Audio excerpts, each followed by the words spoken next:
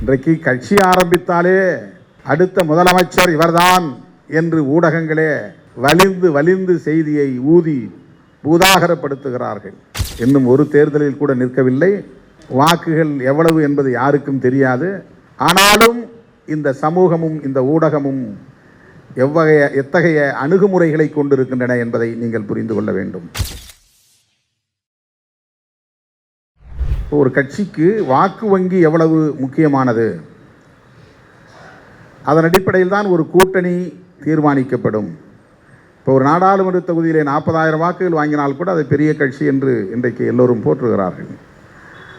50,000 வாக்குகள் பெற்றால் கூட பெரிய அளவுக்கு சக்தி இருப்பதாக சொல்லுகிறார்கள். இதே நான் இருந்த இடத்தில் யாராவது ஒரு நடிகர் இருந்து இந்த 2.25 லட்சம் வாக்குகளை பெற்றிருந்தால் இவர்தான் அடுத்த தமிழ்நாட்டின் முதலமைச்சர் என்று அன்றைக்கு ஊடகங்கள் தூக்கி கொண்டாடி இருக்கும். ஆகா ஓஹோ என்று எழுதியிருப்பார்கள்.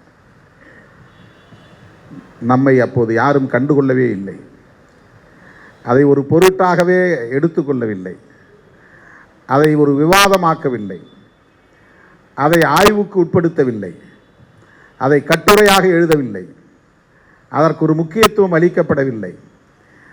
தேர்தலில் நின்ற 15 நாட்களில் திருமாவளவனுக்கு எப்படி 2.25 லட்சம் வாக்குகள் கிடைத்தன, இந்த அளவுக்கு வாக்குகள் எப்படி ஒரு நபர் மீது நம்பிக்கை வைத்து குவிந்தன, இவர் மீதுள்ள எதிர்பார்ப்பு என்ன, இவர் மீதுள்ள நம்பிக்கை என்ன, இவருடைய எதிர்காலம் என்னவாக இருக்கும் அரசியலில்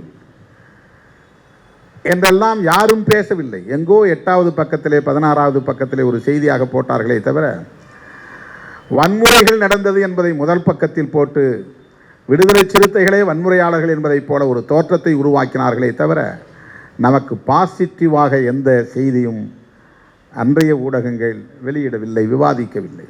அதை இருட்டடிப்பு செய்தார்கள்.